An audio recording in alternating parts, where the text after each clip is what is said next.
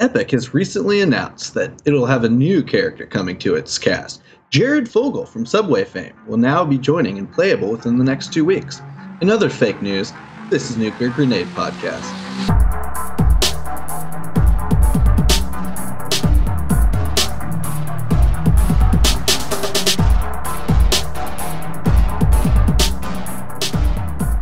Welcome to Nuclear Grenade Podcast. I'm your host, Justin Land. With me is Hey Ho, aka Havoc. How are you doing, Mr. Alex? I'm doing well, other than having the vid. My wife's a nurse, and she works with gross sick people all day, and so she brought that home to me, and now we both have it. I'm on day 4 of it, and it's not that bad, really. Anyway, I'm doing well, other than that. How are you doing, old friend? Nice. Yeah. I'm not getting COVID. It's been lucky so far. So, but yeah. Otherwise, I've just been working and playing video games like usual. Yeah. Well, did you play anything while you're sick? No, I played more Fallout Shelter, but we talked about that last week, so we don't have to go over that again. But sick game. I've been just laying on the couch watching Pantera live videos on YouTube and stuff like that. Yeah, I don't know what it is, but something about Pantera, it's like meditation for me. Makes me feel happy. But the free Epic game this week is called Yoku's Island Express. And this is, it's like a pinball game / platformer. And there's a story behind it. You're sailing to this island. You're this little stone beetle, and you're going to start a new life as a postman on this island. And so you get to the island, and there's the old postmaster guy there, and he kind of gives you a heads up. And it's a cute little game. You know, it's I think it takes about between 5 to 10 hours to beat it if you're just playing through the main story without the wide margin. 5 to 10 hours, yeah. You know, anywhere between 1 and 99 hours, I'd say. How is it? I'd probably give it, between 1 and 10 stars, somewhere in there, probably. Yeah. Well, it's got overwhelmingly positive reviews on Steam. It's got 96% of Google users like it. It's just made by a small indie company, and the reception's just been really good. It's usually $20 on Steam, which for a 7-hour game, I don't know. I think that might be a little bit overpriced. But some of the biggest pros about this game, for me, I would say the graphics and the art style. I really like the art style in this game. It's very pretty, very whimsical. Whimsical, huh? Yeah, it is. Like, I think that's the best word you could use to describe the art style in this game. It's filled with whimsy. Whimsy. Yeah. I don't know. You got any questions about this one, Justin? No. I mean, pinball platformer. That's weird. Yeah. Kind of like it, but and one of the main things is like you're this stone beetle that's attached to a pinball, and. Yeah. You work your way around. Oh, like one of those poop beetles? Where they gather up the balls of poop? Oh, dung beetle, dude. Dung beetles, yeah. Yeah, man. No, it's shit not. Beetle. Shit beetles. It's not quite like that. It looks like an ant more than anything, really. But you're tied to this pinball, and you come up to these arenas where it's like an actual pinball machine. It's like an arcade pinball, like little arena area. And I love pinball. Yeah, and you can't jump. You know, you gotta use the bumpers to jump or go down or left or right. And you collect fruit, and that's kind of the currency in the game. And you can use that to upgrade in different ways. Like you can buy these, what do you call them? Like barrels that can kind of shoot you across levels, so you can get around the areas faster. You can also upgrade the bumpers, so you can reach areas that you previously could not reach before. It's actually pretty cool. Yeah, well, there's a reason so many people have given it such good reviews, you know. It's not really my style of game, you know, but I can still appreciate it. I still think it's a good game. It's just not... Well, I go against the flow. So if there's that many people that like it, I'm gonna play it and downvote it. You're a nonconformist. Yeah. Awesome. Yeah. So that's all I got. If you want to pick that one up, you need to pick up before September 9th by next Thursday. ASAP. Unless Get you want, it, girls. Yeah. So what do you got? So I've been playing a lot more Football Manager again. Won't say too much, but I did take my little North Irish team. We made promotion. Then we made 3rd place the next year. Then I got 1st place in the Donks Premiership League. Then I got hired to a Skybet 2 league, and that season has started off fairly good. We're aiming for a middle of the table run, and then from there, next season we're going to launch for a playoff spot. So I'm coming for him. I'm going to the Premier League. Mark my words. Can you play for money in that game? Like real money? Mean? Oh no! Against people, kind of like fantasy football in a way. I think you can play against. No, I'm not sure. I'm not actually sure. I thought you were a pro at that game, bro. I played a lot, but I just play my games. I think it's just a 1-player. That would be cool. It's actually interesting to me. And that's NFL Football Manager. No, FM 21, Football Manager 21. Okay. It's soccer. It's soccer football. Well, I have seen. Okay, actually, that's what I'm thinking about. It is a single-player game, but I've seen. I feel like I've seen leagues where people on YouTube played. I don't know if there must be multiplayer. Look, I don't know. Look it up your goddamn selves. I just know it's a fun-ass game. I ask all the hard questions. I'm a heavy-hitting journalist. Yeah, you are. I knew there was no way you'd have an answer to that question. No good answer, at least. Half the time, I don't even notice if there's multiplayer or not, because I never play it. Yeah. But then I just started playing Psychonauts 2. That game is really, really fun. It's a platformer, like a 3D platformer a la, Mario 64 type games. And the original one was very, very good.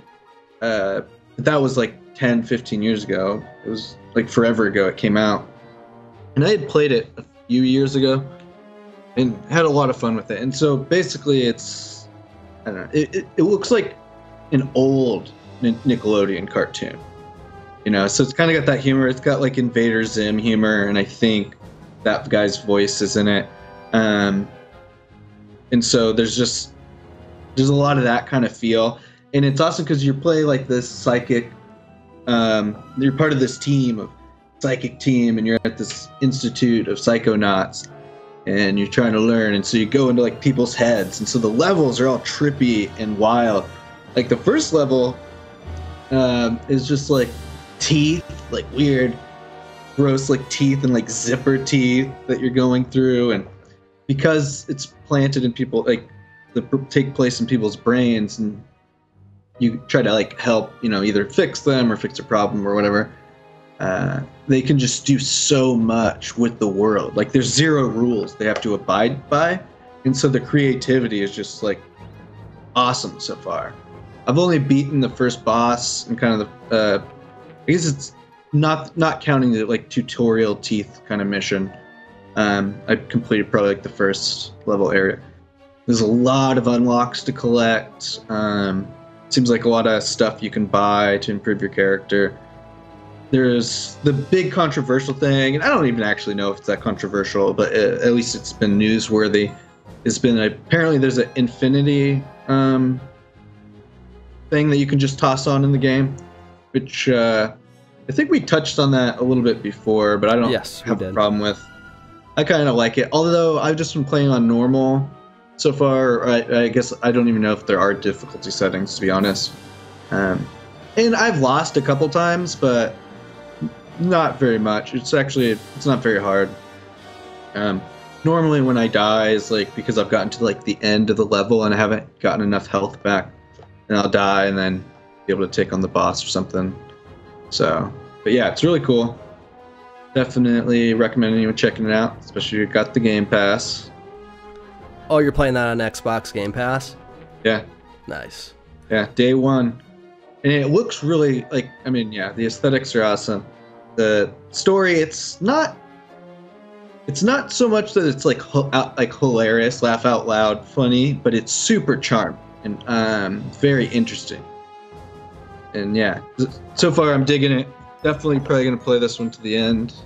And I can't wait to play more of it. So I'll probably talk more about it next week. Nice. Yeah, and that just came out. Yeah, a couple days ago. Yeah, August 24th. Mm-hmm. Yeah, overwhelmingly positive reviews. Out of 2,000 reviews, which is really good to see. Yeah, it runs really well. I've noticed one little part where it might be a little slow down right as it's loading to a scene, but not during gameplay or anything like that. Yeah, and this is on all the big consoles, you know, PlayStation 4, Xbox One, PC, blah blah blah blah blah. So, we are the Council of Games. The Council of Consoles. Actually, I'm not seeing that's on the Nintendo Switch on Wikipedia. Probably not. Wow. It seems like, I mean, it's a pretty good looking game. Yeah. Oh, and also too, just touching on some things, touching more on the thing that they can kind of do whatever they want. There's so many cool different powers that interact with each other, but also they'll take things where your level will become like a 2D platformer, and you'll be like running, and it's like now it's like 2D, and you're far away, and you're actually looking at like pictures of like skeletons or something, or so they can just really twist it like that. One level is like a cube that you're going around and like trying to unlock. So yeah, it's awesome. And I'll talk more about it next week, but I'm super excited about that one. Well, I'll be looking forward to your review. Yeah. And then did you play anything else? No, I've just been a bum laying on the couch watching TV, YouTube videos, cringe videos.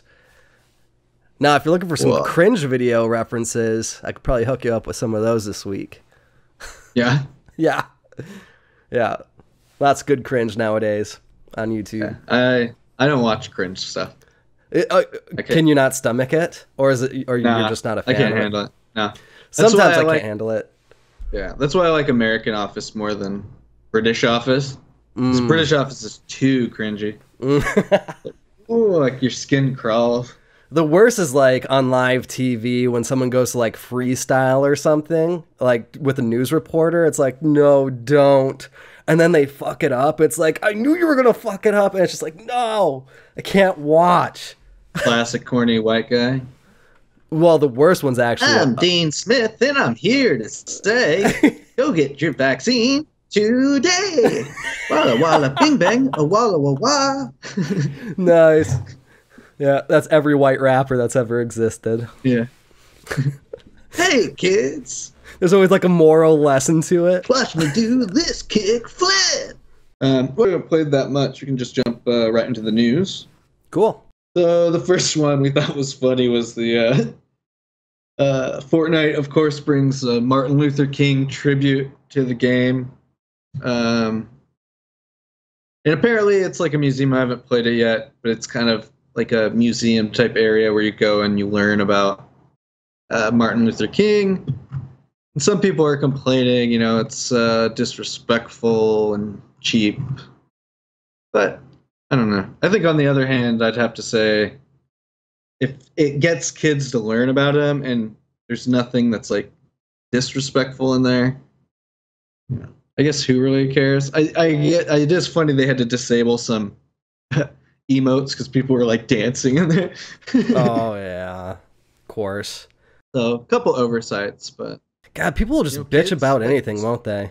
Well, it's the same thing as like in the 90s when they're like, this metal music is turning our kids into gay rapist monster zombies. And, before that in the 80s, it was like Dungeons and Dragons are for children. The gay people with AIDS. Yeah. Whatever Mortal Kombat, the fears were. Doom. Yeah, and I haven't killed anyone, and I was a Mortal Kombat kid. I was too. Like, according to them, I'm supposed to have 6 bodies. You know, I already caught them 6 bodies, dude. What? You gotta caught them bodies. You caught them. I don't know what it means. I just say things I don't know what that means either. Say sound cool. Yeah. It does sound cool. When you said it, I was like, that sounds pretty cool, man. The guy, he definitely has caught bodies. Whatever that is. But yeah, I think this is really funny. The other one that goes with this is, while they're adding Martin Luther King, which I don't know. Again, I'm all for it, but I can see how it can be tone deaf. They're also adding Will Smith to the game, and it's not like a Will Smith character. It's just like Will Smith, the guy, is now playable in Fortnite. So it's just what we all wanted. The game is now. I've only played it like twice. I'm actually going to go play it now. This game has clearly jumped the shark and become the greatest game of all time. Dude, where else Will Smith can you go? is in it. Huh? Will Smith is in it now. Yeah, I mean, where else can you go? Live out your fantasies of being Will Smith while shooting other people in like a death match, and learn about Martin Luther King. You know, a couple button clicks away. So I'm more excited about playing as Fogle. Yeah. The Jared Fogle character is going to be big. Yeah, that's what I'm really looking forward to. Fortnite, that's probably the best move they've made in a while. Oh, yeah. Jared Fogle in there. Star power like Fogle? I mean, everyone knows Subway. Mm-hmm. Everyone loves to eat at Subway. Okay, along this line of news. Oh, did you have anything more, Sandler? No, but it's just like, God, they just got so much money now. It's like, what do we do with all this money? Oh, how about we get Will Smith in Fortnite? It's like you've run out of good ideas. So it's like, what can you just do with your money now? Is what it kind of turned into. Okay, similar news. They added Judge Dredd to Call of Duty. So I mean, all of these games are now doing this, which is kind of cool. But what I thought was weird about the Call of Duty one is how it's. I thought the game was supposed to be about realism. You know, I thought that's what people were into about Call of Duty. So it's interesting to be throwing in characters like Rambo, John McClane, and now Judge Dredd, who might be even the most goofy so far. Mm-hmm. Yeah, I guess it's one of those balance things where it's like you are allowed a little bit to add things that are just fun to a game. Like, even if it is a game that's supposed to be serious, like sometimes it's nice to have a little, something in there that's a little crazy. So I don't know. Yeah. I think that's fine. Judge Dredd is cool. Yeah, Judge Dredd is awesome. Yeah. And I guess they already have some goofy stuff in there. Like, I know you can have goofy looking Big Berthas and shit. Mm-hmm. Yeah, it's interesting just like how weird though. Like, Judge Dredd has not been a popular character basically ever, but even then, the most recent movie hasn't been since Dredd, which is like, what, 2016 or something?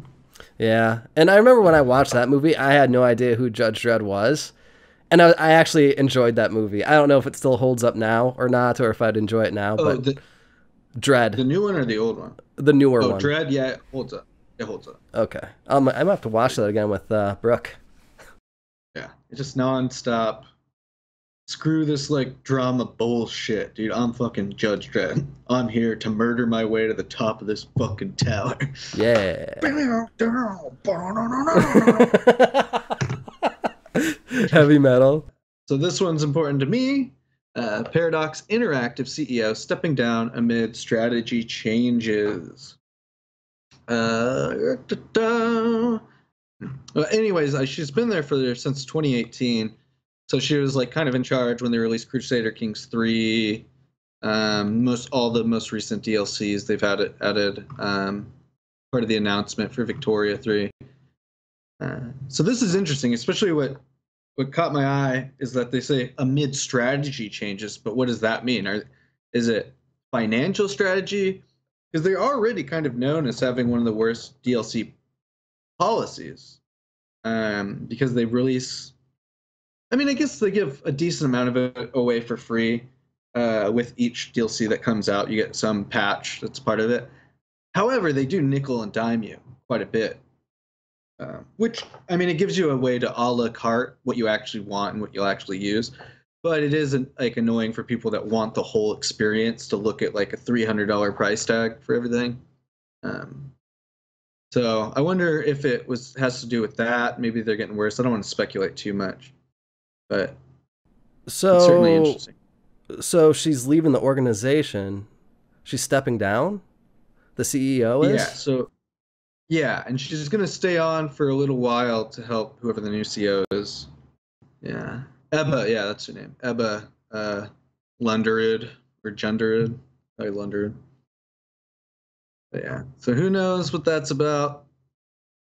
I don't know. It doesn't seem like, it seems like they've been doing pretty good the last couple of years. I think that's an interesting change. You know, you don't see anything big coming up. And you know it has to be something semi-serious if you're willing to step down and resign from your job for, you know? Yeah. Yeah, and it's weird, too, because Paradox Interactive is, like, one of the best developers around right now. Like... Yeah, their games are good. But this isn't really news, but it is something I thought was interesting.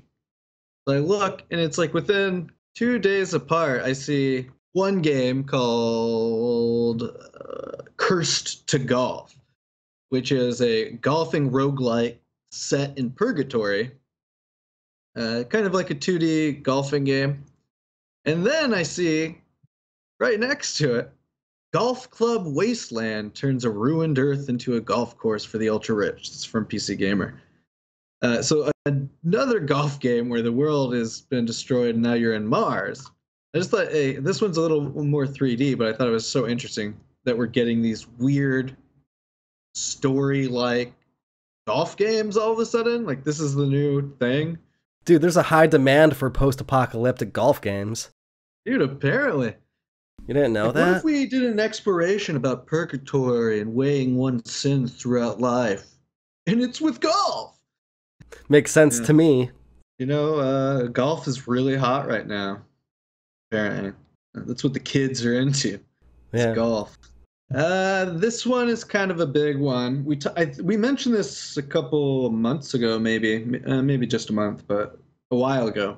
So China, that regulation that goes through that people under 18 can only play 3 hours of video games a week, and from the days Friday, Saturday, Sunday from 8 to 9 p.m. That is the only time they're allowed to play video games throughout the week. And they're making gaming companies and stuff add software that can do facial recognition and use real names instead of gamer tags so that they can track everyone and not allow it, which is just wild. It's stories like this that make me so happy I was born in America. Yeah, I don't know. It's great, especially with like facial recognition technology in your home. It's like, you cannot play a video game. Yeah. Buster. You're like, fuck. Yeah, no privacy at all. Yeah. What I thought was interesting was like they have something like 40 million more men than they do women in China. And it's like you think like a teenage boy, but there's like not enough girls for him to try to get a girlfriend. And he doesn't even have video games to help cope with that. You know, they're gonna like tear each other apart. You know? These horny boys out in the streets are gonna be up to no good. Yeah, there's gonna be some crime going on over there. Riots and shit. Just a bunch of really super like lonely, pissed off young men. No women in sight. Turn it all down. Yeah, they probably don't even have porn over there in China. Yeah, I mean, who knows? Maybe they got that blurry stuff. Blur porn? Yeah. Like, watch my penis become 8-bit. Finally, though, just last story of the day. We're going to make it a short one this week because we're having technical difficulties again. However, This was a cool story. Cyberpunk 27 CD Projekt Red is hiring a few modders that were modding Cyberpunk 2077, and they're going to put them on various projects with the company, and that's pretty awesome. Like you see these people give like a lot of hard work into the modding community, and a lot of times they get nothing back for it. Or you look at things like Knights of the Old Republic 2. And like the only way to play that game is with the mod. Like the people that made the mod fixed the game, and took all the cut stuff and made it as good as they could. You know, or Dark Souls was infamous. I believe 1 and 2. You had to download a mod to make the game actually worth playing. And so these guys always do so much, and a lot of times they're so much better. Like when you look at Knights of the Old Republic, it's like, how do you have these teams put this out? But then like a modder fixes it within, I think it was like 2 days or something. I remember it was like a big story, but he fixed it so fast.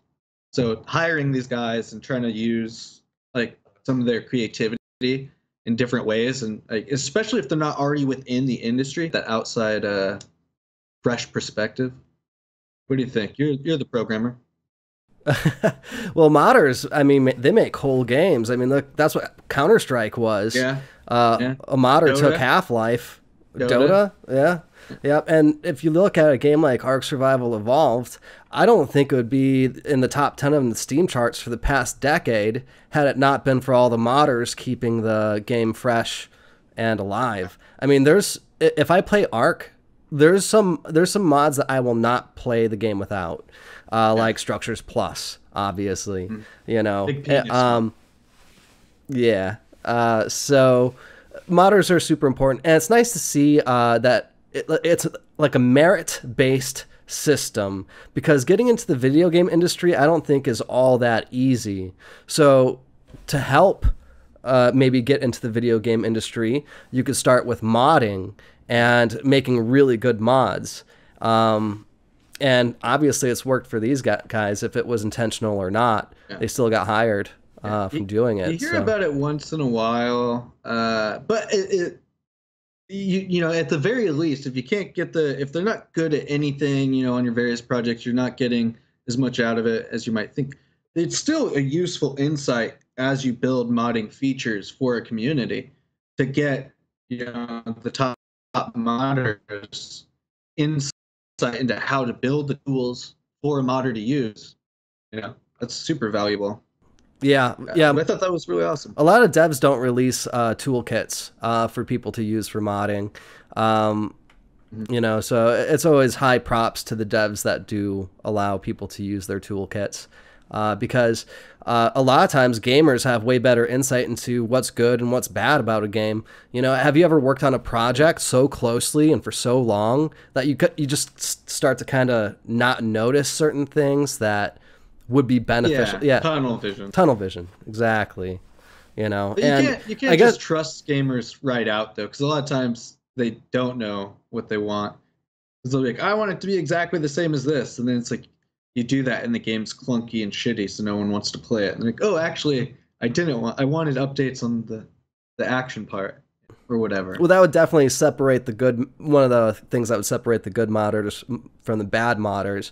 But, you know, the inspiration for modding is you're playing a video game. It's like, well, I think that this game should be changed in this way. I think this game would be so much better if these changes happened. So a modder can actually do that. They can go into the toolkit, create assets, and then put it into the game. And now they've just changed the game and morphed it into the way they wanted it to be, you know? And if it's good enough, people notice. I mean, I think you're exactly right. You hit the nail on the head with the hammer there with the, they can play the game and they can figure out, oh, what do I want to do? Because one time there was a young lad and he sat down and he played Skyrim and he was blown away. And he's walking through the forest and he sees the bears and he sees horses running. And he sees dragon and he's struck and he thought, this game needs Randy Savage. Oh yeah, blaring constantly. What if this game were filled with Thomas the Train engines, swooping down like glorious beasts in the sky with his creepy face coming at me, dead and lifeless. You know, that's I'm not what saying gives a all game. mods. This is what preserves the game. This is how legacies are born. Yep, doing God's work. All right, anything to add or say here at the end there? Yeah. I apologize for the technical difficulties. Furthermore, I apologize leading it to a shorter episode than usual.